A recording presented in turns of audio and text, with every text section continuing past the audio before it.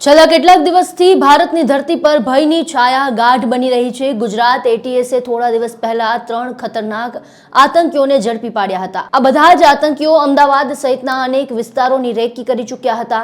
ત્યારબાદ ફરીદાબાદમાં પણ એક આતંકી ઝડપાયો, જેની પાસેથી વિસ્ફોટકોનો મોટો જથ્થો મળ્યો। એક બાદ એક આતંકીઓના ગઢ છે તે ઉખડતા જતા ત્યાં અચાનક જ દિલ્હીના આકાશમાં ધડાકાનો ગાજતો અવાજ સંભળાયો।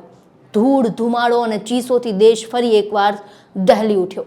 ત્યારે આ સમગ્ર ઘટનાક્રમથી એક સવાલ ઉઠી રહ્યો છે કે શું દિલ્હી નહીં પણ ગુજરાતમાં થવાનો હતો આ વિસ્ફોટ? શું ગુજરાત સાથે જોડાયેલા છે દિલ્હી બ્લાસ્ટના તાર? નમસ્કાર, હું નીલમ ખારેચા, આપ જોઈ રહ્યા છો સ્વરાજ। 10 નવેમ્બરના રોજ સાંજે 6:52 વાગ્યે રેડ ફોર્ટ પાસે ટ્રાફિકમાં ઉભેલી I-20 કાર ફાટી મોટો ધડાકો થયો અને દિલ્હી હચમચી ગયું। લાલ કિલ્લા પાસે અફરાતફરી મચી ગઈ। ઘણા વર્ષો પછી દેશની રાજધાનીએ બ્લાસ્ટનો ખૌફ જોયો। સવાલ એ છે કે શું આ આતંકની નવી શરૂઆત છે? આ બધું શું એક ઝાડનો ભાગ છે? શું દિલ્હી બ્લાસ્ટના તાર છે તે ગુજરાતથી જોડાયેલા છે?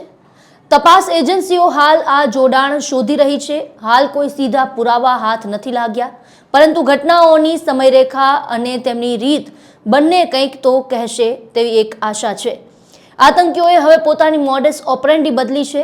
પહેલા ટિફિનમાં તો ક્યારેક સાયકલમાં બ્લાસ્ટ કરીને ખૌફ ફેલાવતા હતા આ આતંકી, અને હવે ચાલતી કારમાં જ ફિદાઈન વિસ્ફોટની ઘટના બને છે। આતંકનો આ નવો ચહેરો વધુ ભયાનક છે, વધુ જીવલેણ છે। ગુજરાત માટે આ માત્ર ચેતવણી નથી, પરંતુ એક એલાર્મ છે। કારણ કે વર્ષ 2018ના અમદાવાદ બ્લાસ્ટને કોણ ભૂલી શકે? ક્યાંક ટિફિનમાં તો ક્યાંક સાયકલમાં, દરેક ખૂણે ધુમાડો, ચીસો અને ભયનો માહોલ, અને નિર્દોષ જીવ છે તે એક પળમાં ખોવાઈ ગયા હતા। સિવિલના ટ્રોમા સેન્ટર સુધી આતંકીઓએ માનવતા પર હુમલો કર્યો હતો। દિલ્હી બ્લાસ્ટે એ જ ડરાવનારા દ્રશ્યો યાદ અપાવ્યા છે। ફરક એટલો છે કે આ વખતે ગુજરાત એટીએસની સજાગતાથી આપણું ગુજરાત બચી ગયું, પરંતુ દિલ્હીમાં નિર્દોષ લોહી વહી ગયું। ગુજરાત એટીએસ દ્વારા ગાંધીનગરના અડાલજ પાસેથી ઝડપાયેલા 3 આતંકવાદીઓની તપાસ માટે ગુજરાત એટીએસની કચેરી ખાતે ઉત્તર પ્રદેશ અને રાજસ્થાન એટીએસની ટીમ પણ આવી પહોંચી છે। પકડાયેલા 3 આતંકવાદીઓ જે કટ્ટરવાદી વિચારધારાથી પ્રેરાયેલા હતા અને વારંવાર કાશ્મીરની મુલાકાતે પણ ગયા હતા, તેમના અંગે ઊંડાણપૂર્વક તપાસ ચાલી રહી છે। ડોક્ટર મોયુદ્દીન દિલ્હીના આઝાદ મેદાન અને નરોડા ફ્રૂટ બજારની મુલાકાત લીધી હોવાથી કાશ્મીરી સફરજનની આડમાં દેશભરમાં કોઈ શંકાસ્પદ વસ્તુઓ મોકલવાની હતી કે કેમ તે અંગે તપાસ ચાલી રહી છે। આ સાથે જ ગુજરાત એટીએસ ગુજરાતથી પકડાયેલા આ આતંકી ડોક્ટર મોયુદ્દીનના નિવાસસ્થાન હૈદરાબાદ પહોંચી છે, જ્યાંથી ખતરનાક ઝેરી કેમિકલ બનાવનારા રો મટીરિયલ્સનો જથ્થો પણ મળી આવ્યો છે અને એટીએસ દ્વારા તેને સીઝ કરી વધુ તપાસ હાથ ધરાઈ છે।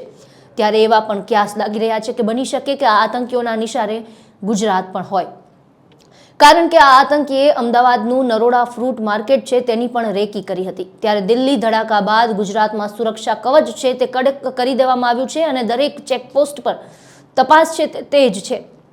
એરપોર્ટથી લઈને રેલવે સુધી દરેક આંખ સાવધાન છે। દિલ્હીમાં દીવા ઓલવાયા છે, પરંતુ ગુજરાત એટીએસે હજારો જીવ બચાવ્યા છે અને હવે એનઆઈએ તપાસમાં લાગી છે આ બ્લાસ્ટ કેસમાં। ત્યારે તેના તાર ગુજરાત સાથે જોડાયેલા છે કે કેમ તેને લઈને શું માહિતી સામે આવે છે તે જોવાનું રહેશે। આ સમગ્ર મામલે આપના શું વિચાર છે અમને કોમેન્ટ બોક્સમાં જણાવો અને અમારી ચેનલને સબસ્ક્રાઇબ ન કરી હોય તો સબસ્ક્રાઇબ કરવાનું ભૂલશો નહીં।